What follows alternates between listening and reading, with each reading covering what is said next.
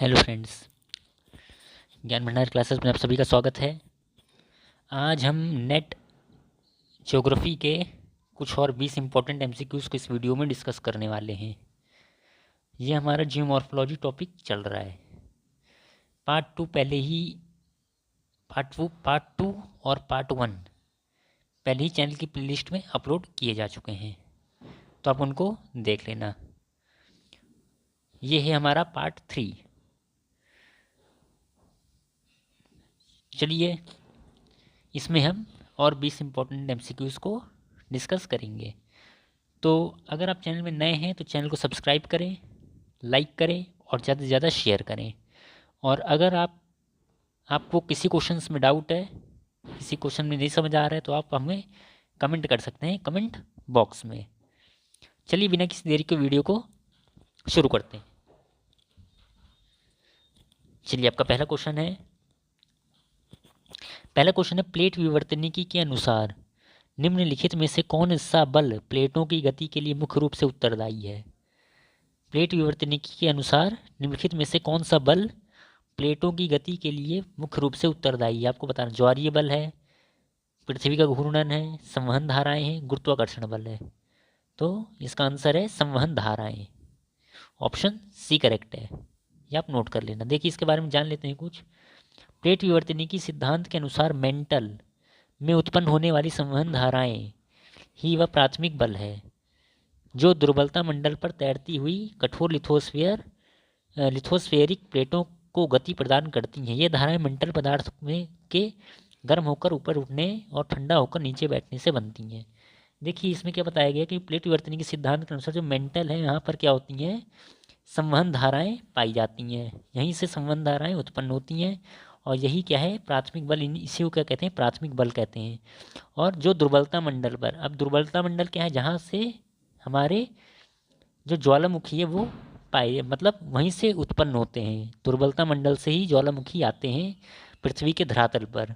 तो दुर्बलता मंडल यानी स्थेनोस्फीयर पर तैरती हुई कठोर लिथोस्फेरिक प्लेटों की यही क्या करती है, यही जो दुर्बलता मंडल है, यहीं पर से क्या होता है, जो लिथोस्फेरिक जो प्लेट होती हैं, जो ऊपर की प्लेट होती है, क्रस्ट वाली प्लेट होती है, यहीं से क्या होती है, ये गति प्रदान करती हैं। यहीं पर ये धाराएं मेंटल पदार्थ को गर्म होकर, ये जहाँ धाराएं क्या करती हैं, संवहन धाराएं क्या करती हैं, मेंटल पदार्थ को, मेंटल जो पदार्थ है वो गर्म होकर इससे क्या होता है, ऊपर उठता है और ऊपर उठकर क्या होता है, ठंडा होकर नीचे बैठने से बनती हैं।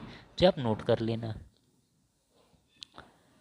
देखिए फ्रेंड्स, अगर वीडियो सब पसंद आ रही है तो आप इसको सब्सक्राइब ज़रूर करें चैनल को। चलिए, क्वेश्चन नंबर 2 देखते हैं। क्वेश्चन नंबर 2 है डेविस, WM डेविस के भौगोलिक चक्र, WM डेविस के भौगोलिक चक्र की अवधारणा में प्रौढ़ावस्था, मैच्योरिटी के दौरान मुख्य भू आकृति क्या है। प्रौढ़ावस्था के दौरान मुख्य भू आकृति क्या है। आपके ऑप्शंस हैं गहरी वी आकार की घाटियाँ, ऑप्शन बी बाढ़ के मैदानों के साथ विस्तृत घाटियाँ, option C peneplain, option D जलोढ़ पंख। तो WM डेविस के भौगोलिक चक्र में जो प्रौढ़ावस्था, इसमें क्या होता है, इससे बाढ़ के मैदानों के साथ विस्तृत घाटियों का निर्माण होता है। ऑप्शन बी करेक्ट है, ये आप नोट कर लेना। चलिए, इसके बारे में जान लेते हैं कुछ। डेविस के अनुसार प्रौढ़ावस्था वह व्यवस्था है जब अपर्दन कार्य अधिकतम होता है। जब ज़्यादा नदी अपर्दन करती है तो डेविस के अनुसार वही क्या होती है, प्रौढ़ावस्था कहलाती है। नदियाँ अपनी गहरीकरण की क्रिया को लगभग पूरा कर लेती है, और इसमें क्या होता है, नदियाँ क्या करती हैं, अपनी गहरीकरण की क्रिया को लगभग पूरा कर लेती हैं और घाटियाँ जो होती हैं वो चौड़ीकरण पर ध्यान केंद्रित करती हैं, जिसके परिणामस्वरूप बाढ़ के मैदानों के साथ विस्तृत घाटियाँ बनती हैं। जिसके कारण क्या होता है, बाढ़ के मैदानों के साथ क्या हो जाती हैं, विस्तृत घाटियाँ बनती हैं। तो ये आप नोट कर लेना, एग्जाम में ये पूछा जा सकता है। तो WM डेविस ने कौन सा दिया था, अपर्दन चक्र, अपर्दन चक्र, डेविस का अपर्दन चक्र, ये पूछा गया, एग्जाम में पूछा जाता है, तो आप नोट कर लेना। चलिए, नेक्स्ट क्वेश्चन देखते हैं। Question number 3। क्वेश्चन नंबर 3 है निम्नलिखित में से कौन सा कारक रासायनिक अपक्षय की दर को सबसे अधिक प्रभावित करता है? निम्नलिखित में से कौन सा कारक रासायनिक अपक्षय की दर को सबसे अधिक प्रभावित करता है? तापमान की दैनिक सीमा, वर्षा की मात्रा, पवन का वेग, हिमीकरण और पिघलन चक्र यानी फ्रीज थॉ साइकिल। तो इसका आंसर है वर्षा की मात्रा। सबडक्शन जोन, ये आप नोट कर लेना। ऑप्शन डी सबडक्शन जोन, यहाँ एक प्लेट दूसरी प्लेट के नीचे धंसती है। चलिए इसके बारे में कुछ जान लेते हैं।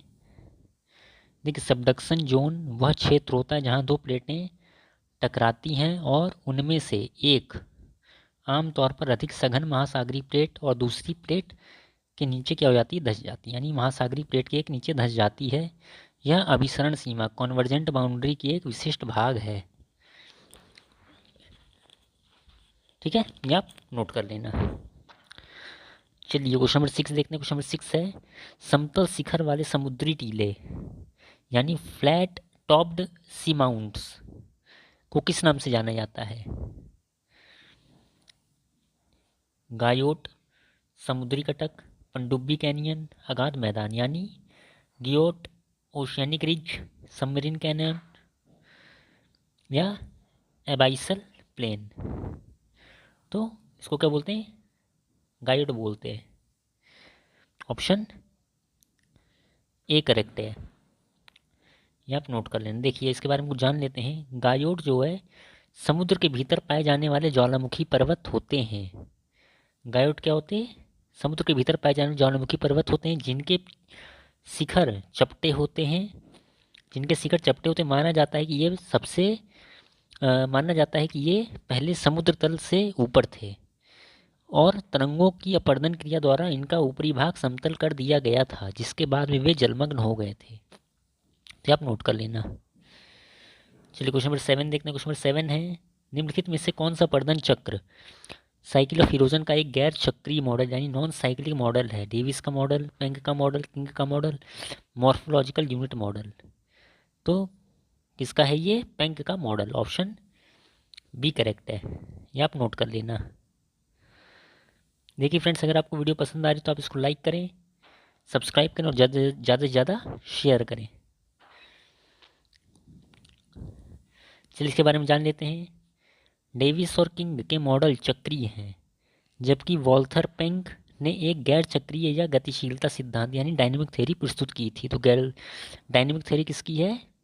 वॉल्थर पेंक की है, जिसे प्राइमरी आउ स्क्विक्लिंग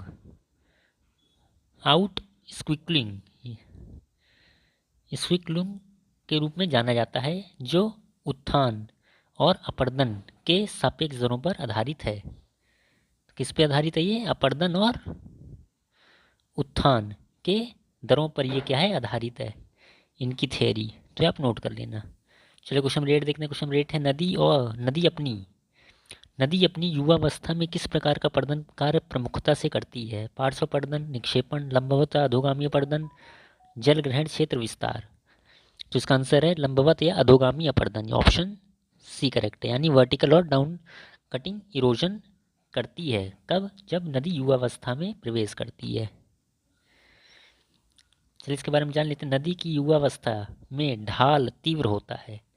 नदी की युवावस्था में क्या होता है? ढाल तीव्र होता है और वेग अधिक होता है। इस अवस्था में नदी घाटी को गहरा करने के लिए लंबवत या अधोगामी अपर्दन यानी वर्टिकल और डाउन कटिंग इरोजन करती है, जिसे वी आकार की घाटियाँ क्या होती? बनती हैं। यानी वी आकार की घाटियाँ कब बनती हैं? लंबवत या अधोगामी अपर्दन जब वो करती है। यानी कब बनती है? युवावस्था में बनती है। वी शेप्ड वैली जो होती है। तो आप नोट कर लेना। चलिए क्वेश्चन नंबर 9 देखते हैं। क्वेश्चन नंबर 9 है पेडिप्लेनेशन सिद्धांत के प्रतिपादक कौन थे? WM Davis, LC king, Walther Penck, G.K. Gilbert. तो पेडिप्लेनेशन किसने दिया था? LC किंग ने दिया था। ऑप्शन बी करेक्ट है। चलिए इनके बारे में जान लेते हैं, इनकी थ्योरी क्या थी। LC किंग ने पेडिप्लेशन सिद्धांत प्रस्तुत किया, जो अर्ध शुष्क क्षेत्रों के संदर्भ में ढाल के समानांतर निवर्तन पैरेलल रिट्रीट ऑफ स्लोप्स और पेडिमेंट निर्माण पर आधारित था। तो आप नोट कर लेना। चलिए नेक्स्ट देखते हैं क्वेश्चन नंबर 10। क्वेश्चन नंबर 10 है, दो समानांतर सामान्य भ्रंशों के बीच ऊपर उठा हुआ भूखंड क्या कहलाता है? दो समानांतर नॉर्मल फॉल्ट यानी दो समानांतर भ्रंशों के बीच उठा हुआ भूखंड क्या कहलाता है, ये आपको बताना है। चलिए आपके ऑप्शंस हैं अवनीति, वलन, हौष्ट, द्रोणिका। तो दोनों समानांतर और सामान्य भ्रंशों के बीच ऊपर उठा हुआ भूखंड क्या कहलाता है? हौष्ट कहलाता है। ऑप्शन सी करेक्ट है। चलिए इसके बारे में जान लेते हैं कुछ। दो सामान्य भ्रंशों के मध्य का भाग ऊपर उठ जाता है और किनारे के भाग नीचे धंस जाते हैं। क्या होता है, दो सामान्य भ्रंशों के मध्य जो भाग ऊपर उड़ जाता है और किनारे क्या होते हैं, किनारे के भाग नीचे धंस जाते हैं, तो इससे ऊपर उठे भूखंड को हॉर्स्ट कहते हैं। इसके विपरीत नीचे धंसे हुए भूखंड को द्रोणिका या ग्राबेन कहा जाता है। ये आप नोट कर लेना। तो फ्रेंड्स ये आप नोट कर लेना। चलिए क्वेश्चन 11 देखते हैं। क्वेश्चन 11 है, निम्नलिखित में से कौन सी भू आकृति पवन के निक्षेपण कार्य से संबंधित है? भू आकृति पवन के निक्षेपण कार्य से संबंधित है, आपको ये बताना है। इंसेलबर्ग है, ब्लो आउट है, बरखान है, जूगेन है। तो पवन के निक्षेपण कार्य से संबंधित कौन सी है? बरखान है। ऑप्शन सी करेक्ट है। ये आप नोट कर लेना। चलिए इसके बारे में कुछ जान लेते हैं। बरखान क्या है? देखिए बरखान जो है ये एक अर्धचंद्राकार बालू का टीला होता है। क्या है? अर्धचंद्राकार बालू का टीला होता है जो पवन द्वारा बालू के निक्षेपण कार्य से बनता है। जब पवन का निक्षेपण कार्य होता है तो बरखान जो स्थलाकृति ये देखने को मिलती है। अन्य विकल्प जो हैं ये जो और बाकी जो भी हैं जैसे जुगेन हो गया, ब्लो आउट हो गया और इंसेलबर्ग, ये पवन के किससे बनते हैं? अपर्दन से संबंधित हैं। पवन के अपर्दन से संबंधित हैं बाकी, ये आप नोट कर लेना। चलिए क्वेश्चन नंबर 12 देखते हैं। क्वेश्चन नंबर 12 है, क्वेश्चन नंबर 12 वह प्रक्रिया जिसके द्वारा नदी का एक भाग एक और नदी द्वारा कब्जा कर लिया जाता है। यानी वह प्रक्रिया जिसके द्वारा नदी का एक भाग और नदी का एक भाग, थोड़ा ये इसमें करेक्शन कर लेना। वह प्रक्रिया जिसके द्वारा नदी का एक भाग नदी द्वारा एक भाग एक नदी द्वारा कब्जा कर लिया जाता है, क्या कहलाती है? घाटी गहराकरण, ये और काट लेना आप। क्या कहलाती? घाटी गहराकरण, वैली डीपनिंग, नदी अपहरण, रिवर कैप्चर और स्ट्रीम पाइरेसी, जलोढ़न, निक्षालन। तो इसका आंसर है आपका नदी अपहरण। ऑप्शन बी करेक्ट है।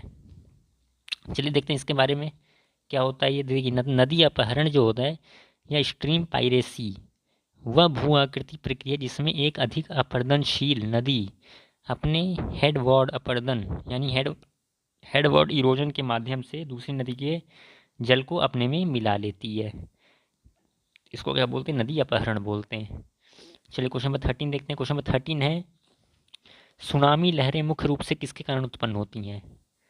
वायुमंडल के दबाव में बदलाव, चंद्रमा का गुरुत्वाकर्षण, समुद्र के तल पर भूकंप या ज्वालामुखी गतिविधि, तेज सतही हवाएं। तो जो सुनामी है ये किसके कारण होती है? समुद्र के तल पर भूकंप या ज्वालामुखी की गतिविधियों के कारण क्या आती है? सुनामी आती है। ये आप नोट कर लेना।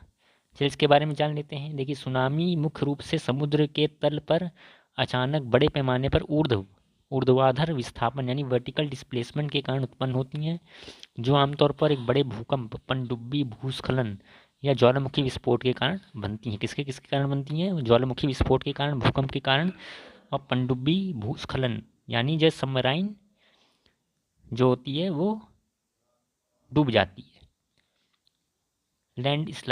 सबमरीन लैंड स्लाइड के कारण बनती है। तो आप नोट कर लेना।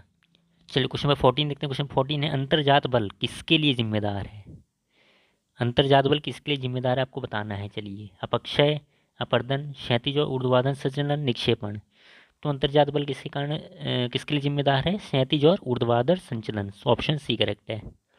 ये आप नोट कर लेना। देखिए क्या होता है ये अंतर्जात बल पृथ्वी के आंतरिक भाग से उत्पन्न होते हैं और ये पर्वत निर्माण में क्या है, और महाद्वीप निर्माण में, पर्वत निर्माण और महाद्वीप निर्माण में क्या करते हैं, एक जैसी निर्माण जैसी प्रक्रियाओं के माध्यम से क्षैतिज और ऊर्ध्वाधर दोनों तरह के भू संचलन के लिए जिम्मेदार होते हैं। यानी पर्वत निर्माण और महाद्वीप निर्माण में ये प्रमुख भूमिका निभाते हैं। कौन से? अंतर्जात बल। चलिए क्वेश्चन 15 देखते हैं। क्वेश्चन 15 है ड्रेनेज पैटर्न अपवाह प्रतिरूप जहाँ सहायक नदियाँ मुख्य नदी से समकोण पर मिलती है क्या कहलाती है? वृक्षाकार अपवाह प्रतिरूप, जालीनुमा अपवाह प्रतिरूप, अरीय अपवाह प्रतिरूप, समानांतर अपवाह प्रतिरूप। तो इसका आंसर है जालीनुमा अपवाह प्रतिरूप यानी trellis drainage pattern. Drainage pattern क्या होता है? जहाँ सहायक नदियाँ मुख्य नदी से समकोण पर मिलती है उसे क्या कहते हैं? जालीनुमा अपवाह प्रतिरूप कहते हैं। ये आप नोट कर लेना जी। देखिए क्या होता है, देखिए जालीनुमा अपवाह प्रतिरूप में छोटी सहायक नदियाँ समानांतर बहती हैं पर समकोण पर समानांतर बहती हैं और समकोण पर मुख्य नदी से मिलती है। यह आमतौर पर वलित संरचनाओं वाले क्षेत्रों में विकसित होता है जहाँ कठोर और कोमल चट्टानें एकांतर क्रम में होती हैं। तो ये आप नोट कर लेना। चलिए क्वेश्चन नंबर 16 देखते हैं। क्वेश्चन नंबर 16 है निम्नलिखित में से कौन सा हिमनदी के अपरदन से निर्मित भू आकृति है? हिमनदी के अपरदन से संबंधित कौन सी भू आकृति है? हिमोड है, ड्रमलिन है, सर्क है या केम है? तो सर्क है। क्या है? सर्क। यह आप नोट कर लेना, ऑप्शन सी करेक्ट है। देखिए सर्क जो होते हैं, सर्क जैसे हिमगह्वर यानी कोरी कहते हैं भी कहा जाता है, हिमनदी अपरदन द्वारा निर्मित एक कटोरे के आकार का गहरा अवगमन है। कटोरे के आकार का क्या है? ये गहरा अवगमन है जो हिमनदी की जन्मस्थली होता है। ठीक है, और बाकी जितने भी विकल्प हैं ये सब क्या है? हिमनदी के निक्षेपण से संबंधित। यानी हिमनदी के निक्षेपण से कौन कौन से संबंधित है? हिमोड है, ड्रमलिन और केम, ये सब हिमनदी के निक्षेपण से संबंधित है। सर्क जो है हिमनदी के अपरदन से संबंधित है। तो आप नोट कर लेना। चलिए क्वेश्चन नंबर 17 देखते हैं। देखिए फ्रेंड्स, अगर आपको वीडियो पसंद आ रही है तो आप इसको लाइक करें, ज़्यादा से ज़्यादा शेयर करें और सब्सक्राइब कर लो, बेल आइकन को भी दबा दें ताकि जितनी भी वीडियो डालूँ आप तक पहुँच जाएँ पहले। चलिए क्वेश्चन नंबर 17 देखते हैं। समुद्र तल में दीर्घकालिक वैश्विक परिवर्तन यानी लॉन्ग टर्म ग्लोबल चेंज क्या कहलाता है? यूस्टैटिक बदलाव, आइसोस्टैटिक बदलाव, लैंडस्लाइड या फ्लूवियल डिपोजिशन यानी नदी का निक्षेपण, भूस्खलन या नदी का निक्षेपण। तो यूस्टैटिक बदलाव कहलाता है। क्या कहलाता है? यूस्टैटिक बदलाव कहलाता है। चलिए इसके बारे में जान लेते हैं क्या होता है। देखिए यूस्टैटिक बदलाव समुद्र के जल की वास्तविक मात्रा में बदलाव या महासागरीय बेसिन के आयतन में बदलाव के कारण होने वाले वैश्विक समुद्र तल परिवर्तन को संदर्भित करता है। आइसोस्टैटिक बदलाव जो होता है केवल किसी विशिष्ट क्षेत्र में स्थानीय उत्थान या अवतलन को संदर्भित करता है। तो ये दोनों पॉइंट आप नोट कर लेना। चलिए क्वेश्चन नंबर 18 देखते हैं। क्वेश्चन नंबर 18 है स्लोप रिप्लेसमेंट मॉडल, ढाल प्रतिस्थापन मॉडल के प्रतिपादक कौन थे? एल.सी. किंग यानी लेस्टर सी किंग, डब्ल्यू पेंक, डब्ल्यू.एम. डेविस और थर एन स्ट्रॉहलर। तो कौन थे? डब्ल्यू पेंक थे। यानी स्लोप रिप्लेसमेंट मॉडल किसने दिया था? डब्ल्यू पेंक ने दिया था। देखिए वॉल्थर पेंक ने ढाल विकास यानी स्लोप डेवलपमेंट के लिए स्लोप रिप्लेसमेंट मॉडल का प्रस्ताव दिया, जिसके अनुसार उत्थान की दर के सापेक्ष क्षरण की दर के आधार पर विभिन्न प्रकार के ढाल एक दूसरे को प्रतिस्थापित कर देते हैं। उन्होंने ये कहा था, इस थ्योरी में बताया है। चलिए क्वेश्चन नंबर 19 देखते हैं। क्वेश्चन नंबर 19 है टेक्टोनिक सक्रियता यानी टेक्टोनिक एक्टिविटी के आधार पर भू आकृतियों के अध्ययन को क्या कहते हैं? Geomorphology, structural geomorphology, palaeo geomorphology, neotectonics. तो टेक्टोनिक सक्रियता के आधार पर भू आकृतियों के अध्ययन को क्या कहते हैं? नियोटेक्टोनिक्स कहते हैं। ऑप्शन डी करेक्ट है। क्या कहते हैं? नियोटेक्टोनिक्स। देखिए इसके बारे में जान लेते हैं क्या है। देखिए क्या है? भूआकृति विज्ञान की वह शाखा है जो वर्तमान भूवैज्ञानिक काल में टेक्टोनिक सक्रियता और उससे संबंधित भू आकृतियों और प्रक्रियाओं के अध्ययन से संबंधित है। ये आप नोट कर लेना। चलिए क्वेश्चन नंबर 20 देखते हैं, लास्ट क्वेश्चन। निम्नलिखित भू आकृतियों को उनके निर्माणकारी प्रक्रम के साथ सुमेलित कीजिए। चलिए बताइए। अब इसमें तो सूची बताई गई, एक प्रक्रम बताया है और एक भू आकृति बताई है, तो ये आपको बताना है इसमें। एक ये इसको हम छोटा कर देते हैं। हाँ, एस्कर, यारडांग, कंदरा और स्टैक, ये भू आकृतियाँ हैं और ये प्रक्रिया है पवन द्वारा, हिमानी द्वारा, सागरी तरंग द्वारा, भूमिगत जल द्वारा। तो एस्कर जो है किसके साथ है?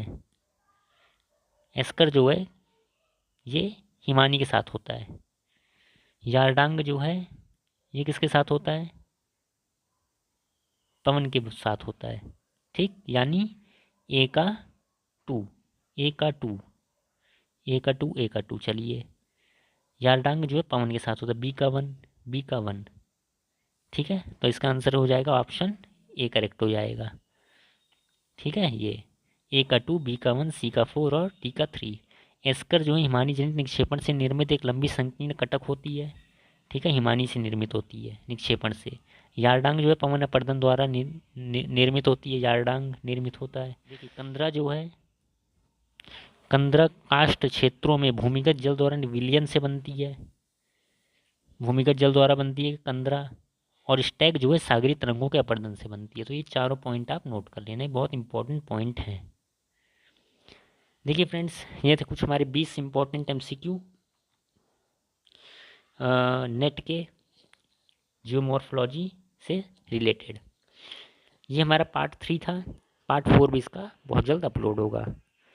तो हमारी वीडियो को अगर पसंद आई हो तो आप इसको लाइक करें, सब्सक्राइब करें और ज़्यादा से ज़्यादा शेयर करें और बेल आइकन को भी दबा दें। मिलते हैं एक और अगली वीडियो में।